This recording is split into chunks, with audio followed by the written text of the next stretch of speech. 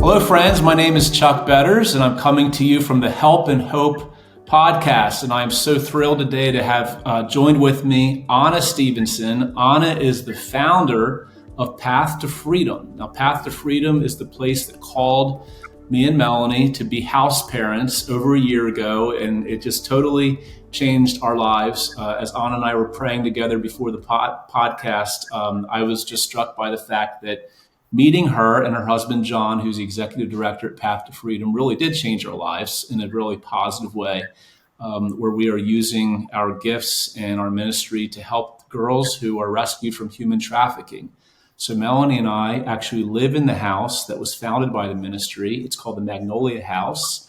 And Ana has the brains and the heart behind this, and more importantly, the calling. So welcome, Ana. It's great to have you with us.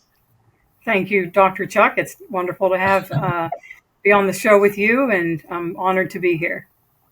Yeah, it's great to be here with you. And like I said, Ana started Path to Freedom. Her and her husband, John, are the founders, and they've been dear friends to us, not just coworkers. And they've just been people that have really meant a lot to us as we have made this big move down here to Florida. And so let me start by asking you to define for us what human trafficking is. Well, on a spiritual sense, Psalm 139 tells us that we're fearfully and wonderfully made. We're created in the image of God.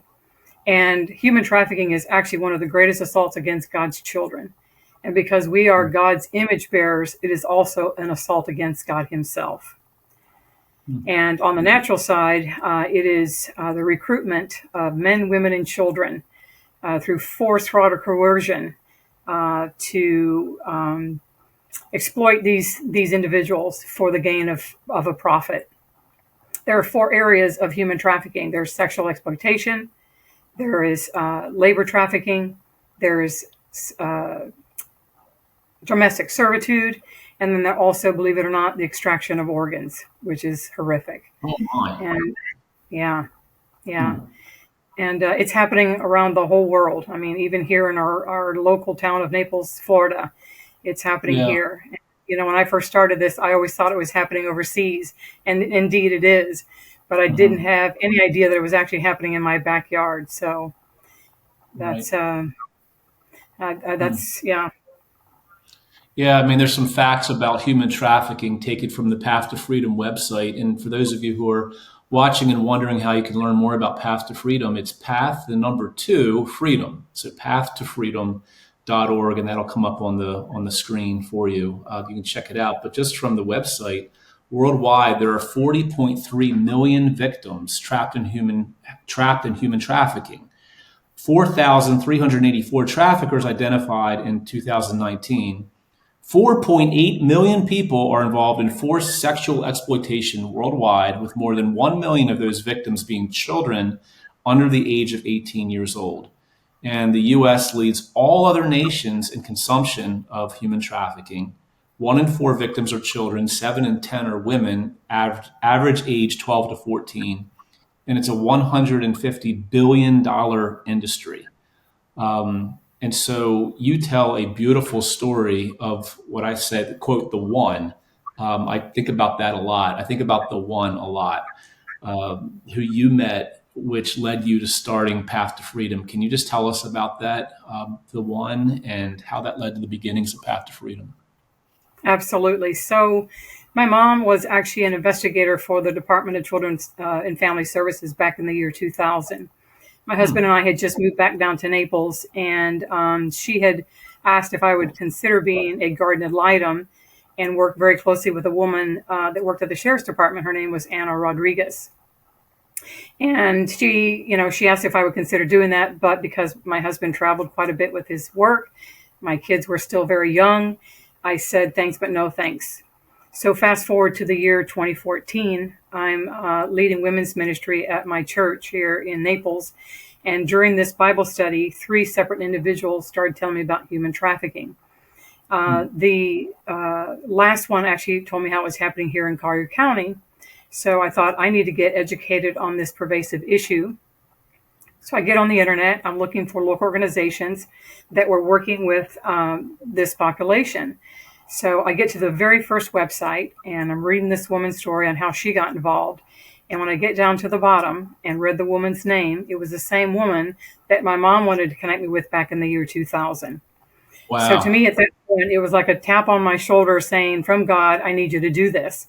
And to be Hmm. honest with you, I ran for a couple of months because I've never done anything like this in this industry. And I was a little bit of afraid. But 2 months after that, a friend of mine came to me and said, there's a girl that's going to be sharing her story that was in trafficking for 2.5 years. And I want you to come. So I did. It was January 30th. And there were maybe 20, 25 people in the room that were listening to this girl sharing her story. She had profound fear and such pain in her eyes and in her words that all I could see when she mentioned that she was sold 52 times that night were the Hmm. faces of my 4 daughters. And I knew at that time that I could not walk away. This was somebody's child, and this could have been one of my children. And I knew that I had to do something. So I went back to my husband and I said, honey, I think that God's calling me into human trafficking. And he basically put his arm out and said, you know what, you do what you need to do, but leave me out of it. This sounds kind of dangerous. And I said, all right. And I continued to pray, and I felt the Lord was asking me to start this ministry. So we started it April of 2015, providing advocacy services, emergency transportation, and then also trying to find home for these girls. And it was at that time that actually I realized there weren't enough homes, especially here in the state of Florida. And Hmm. so we were trying to pursue to purchase a home at that time. Hmm. So just talk to me a little bit about calling. And there's probably people watching this now who have felt a tug from God on their hearts to start a ministry, or to, even just to call a friend and pray with them, or to do something in their church, or to do something really big for the Lord. And you felt that calling. And what would you encourage people with for, just that the idea of stepping out in faith? hmm I never thought in a million years that I would ever do anything like this. And Right. I can tell you that when God calls you, he sends you confirmation. And I can look Hmm. back all the way back to 1990 actually, when I first got saved.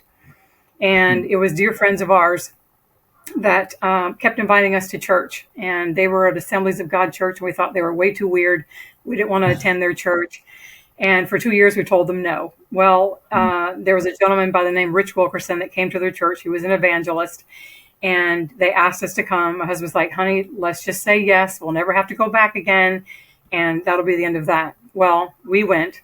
And this evangelist preached this amazing message. And that night, myself, my husband, and my oldest daughter ran to the altar with just tears streaming down our face, accepting Christ as our Lord and Savior. I grew Hmm. up Catholic, so you went to church Easter and Christmas basically when you're Catholic. So from there, I started attending church. I started listening to women's testimonies, and I thought, you know what? I really feel like I want to do something great for God, but I don't know what. And I remember one time in my prayer closet, I was spending some time with the Lord, and I heard the Lord say that he wanted us to go back to Naples to possess the land that he's given us. And that's the word that I heard. And so we came back. We thought it was to save my family members, and they all got saved. But in the process, God took me down this path to start Path to Freedom. I Hmm. would have never chosen this for myself looking back. However, it is, I would never change it for the world. I'm honored that I get to do this. But Hmm. when God calls you, you're going to know, and don't be afraid, because you know what? He walks every step of the way with you, and you just got Hmm. to do what he's asking you to do. Have courage. Yeah, amen. Yeah, so Path to Freedom starts, and eventually you feel called to find an actual home. Talk about that, because it didn't stay in its infancy stage. I mean, now we actually live in the home. So tell us how the Yes. home started, how Magnolia House started, and it's such an exciting story about how God worked there. Yeah. Well, when God gives you a vision, he'll give you the provision. And I've Hmm. seen that. So I had actually gone to my board members when we realized there weren't enough houses to place these girls. And I had asked them, would you allow me to place an offer on a home that I found? And they said, absolutely not. We don't have the down payment, that we can't do this. So 3 months passed. I went back and I said, how about if we sign a 45-day contingency that if we don't raise the down payment in 45 days, we can back out of the contract? They said, okay, let's do it. So a friend of mine took me to Magnolia House. Back then it was actually a disabled orphanage. And when I walked in the house, I knew that that was going to be our house. And Wow. in 30 days, we raised the down payment and purchased that house. And it was an older home. It was built in 1987. It needed major renovations. And we, as an organization, put about $400,000 into it.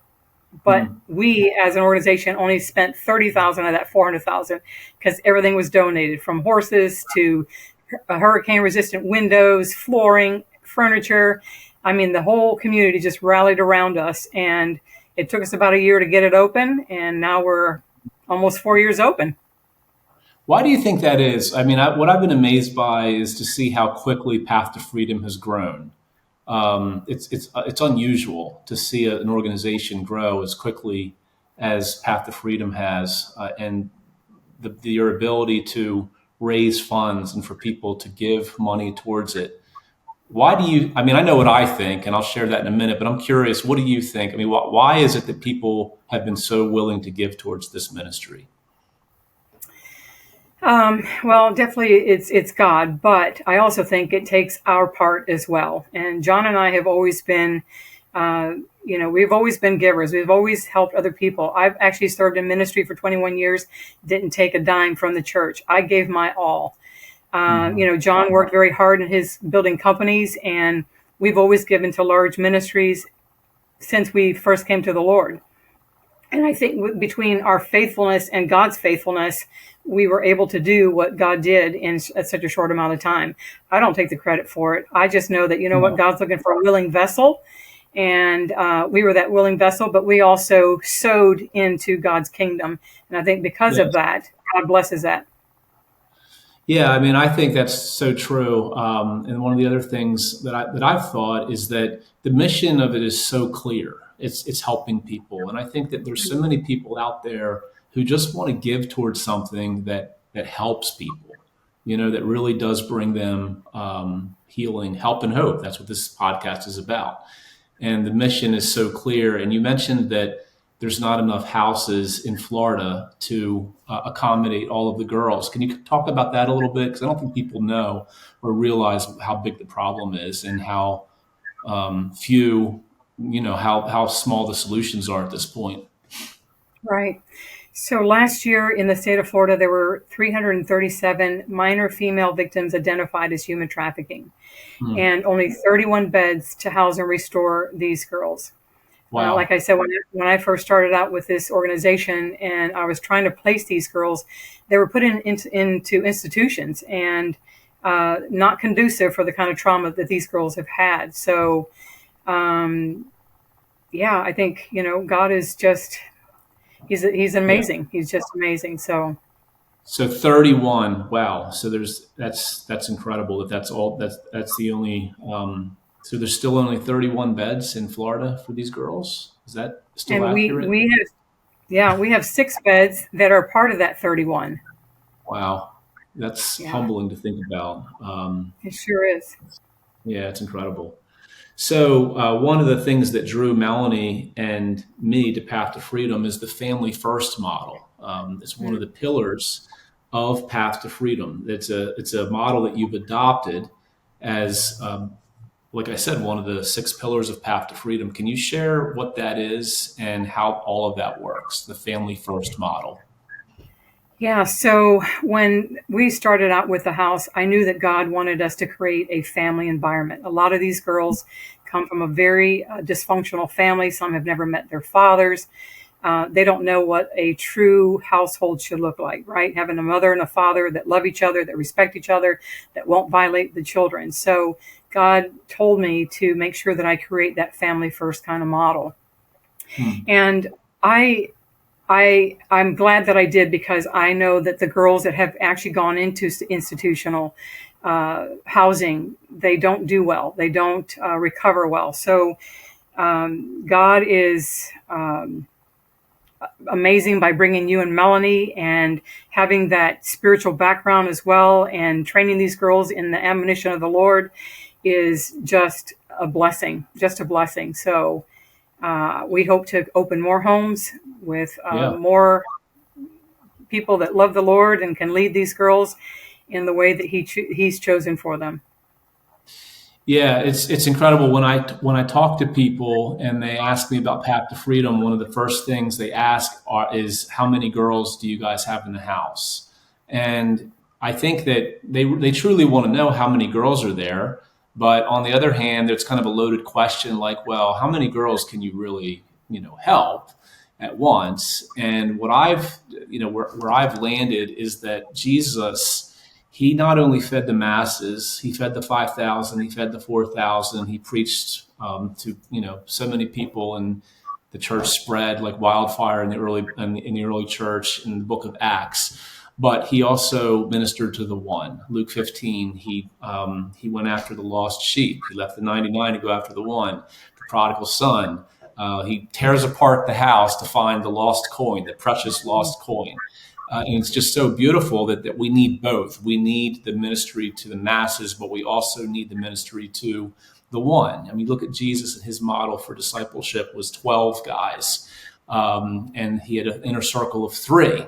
And so, when people think about this ministry, they have to think in those terms. The fact that we're ministering to one girl at a time. Literally, it's one girl at a time. You can only minister to one at a time with the needs that they have. And so but what I also love about it is the fact that it multiplies over time. So over the years, we're going to minister to 5 or 6, and another 5 or 6, another 5 or 6, and 10 years from now, that's going to turn into 100 girls. And so it's just so awesome. What would you say to someone who may be a little skeptical about the fact that, well, we only have a few girls there and it costs so much money and that kind of thing? I mean, what's your answer to that? I know what my answer is. I just gave it, but I'm just curious what yours is. Yeah, well, what's a life worth? I mean, for Christ to die, right? For even just one individual, that would have been enough.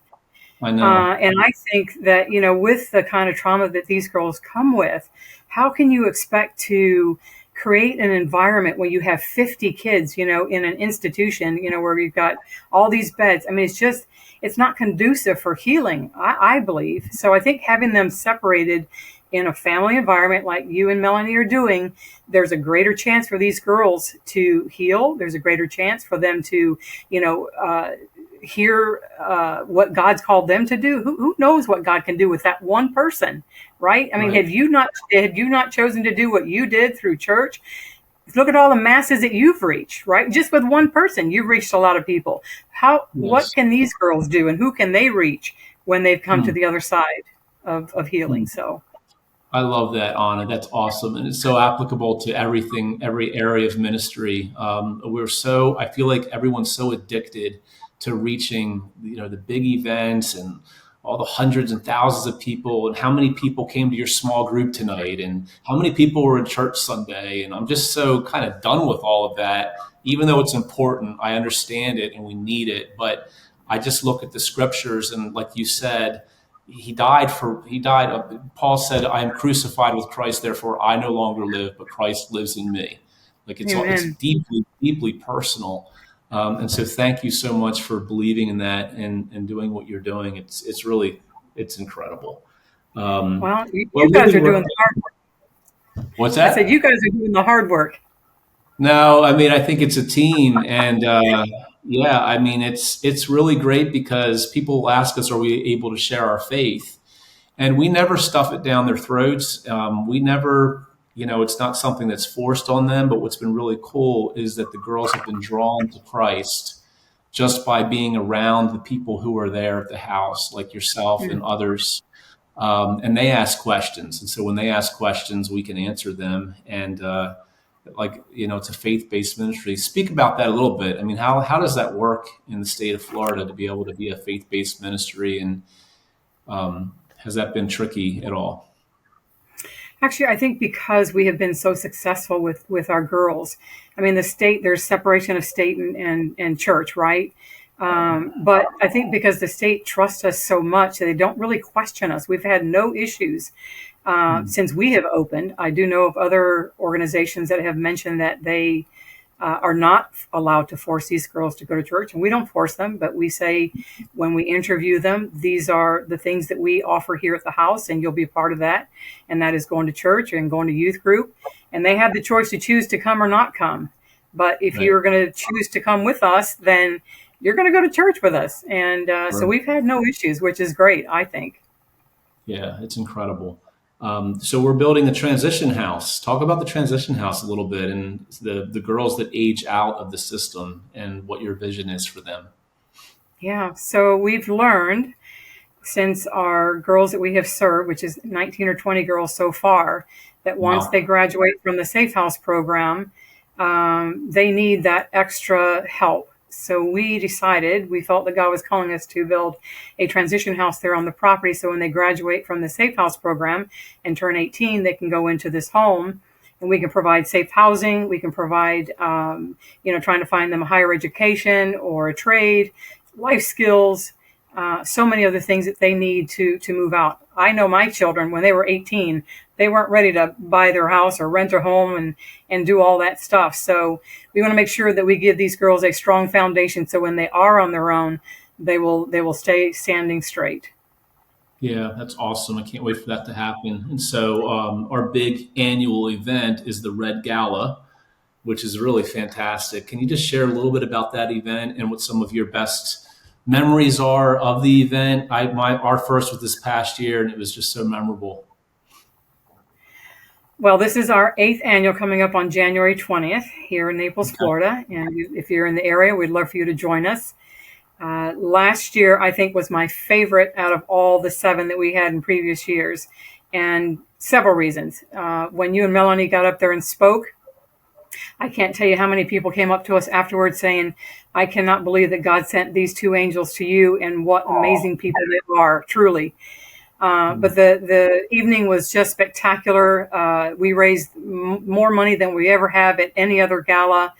It was, energized. It was a lot of fun. Everybody dresses up, and we had it at a hangar, airplane hangar, and people were taking pictures near the airplanes, and it's a lot of fun. But for a good cause, trying to raise money to open up a second home. A second home. Talk about the second home a little bit. What's the vision for that? Yeah, so currently we have one home in another county. We're looking to build a home actually here in Collier County, where I'm from. And I believe because there's such a great need for housing that we'd like to be able to maybe even serve 10 girls, if at all possible. So we're looking for a larger parcel of land with a larger house to be able to provide more space for more girls. And we started the campaign this March. We've raised $170,000 so far. We're looking to raise $500,000 by March of 2024, and be up and running by the end of 2024, if not sooner. Okay, so people can give towards that by going to pathtofreedom.org, right? That's correct. Somebody's sitting there with a couple $1 million or just a couple dollars. You'll take all. Yes, and yes. There's people out there that might see this. They might not see it this year. They may see it 5 years from now, and they feel led to give towards a ministry like this. Human trafficking, it's such a horrible, nightmarish thing that's happening right in our backyard. And I can tell you that if you give towards this ministry, that you're giving towards something that is going to make an eternal impact. If you've seen the movie Sound of Freedom, we have girls in our house now who could have been the lead actors in that movie. I mean, that they have the same story. Not all the girls have that same story, but there are girls that come to us with that story. And so if you're looking for a place to give, if you're looking for somewhere where you can really make a difference, there's a really big vision here at Path to Freedom. You have another plan too, the plan that we saw, the master plan. Talk about that a little bit. I know that that's not what we're doing right now, but it's also still out there as a dream, right? Absolutely. Well, actually, our plans is to open up an 80-acre campus, and on this Yeah. campus, we would have 7 or 8 safe houses on the property with everything that the girls need there, whether it's counseling, equine therapy. We even want to have an animal abused animal shelter for these girls to care for these animals, education, vocation, right there on property, and so we are actually also even looking currently right now for 40 acres with a house on it so that we can possibly build as we continue to move forward. So we did find one. It's not local, unfortunately, but that is our plan. If we can do that and get 40 acres and continue to build upon it, that would be the way to go. And our hope is to be able to serve more girls and also replicate this campus throughout the nation here in the United States. We want to be able to replicate what we have created. We have an amazing program director, Fawn Volkert, and this woman is quite talented, anointed, and I see us going into the different states to create more space for these girls to restore and heal. Yeah, that would be awesome to be able to go into all the states and duplicate what we're doing here in Florida.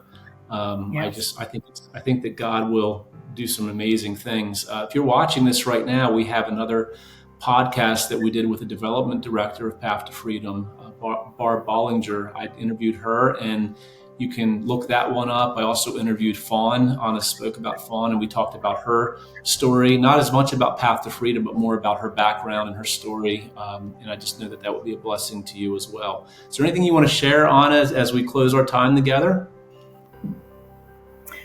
I would ask that you would prayerfully consider giving to our organization to be able to provide more services for these girls. You can go to pathtofreedom.org, path2.org, and you can have all the information there. If you want to contact us, you can reach us at info@path2freedom.org. God bless you, and thank you for your time. Thank you so much, Anna, for joining us, and thank you, friends, for watching. This has been the Help and Hope podcast of MARKINC Ministries. God bless you.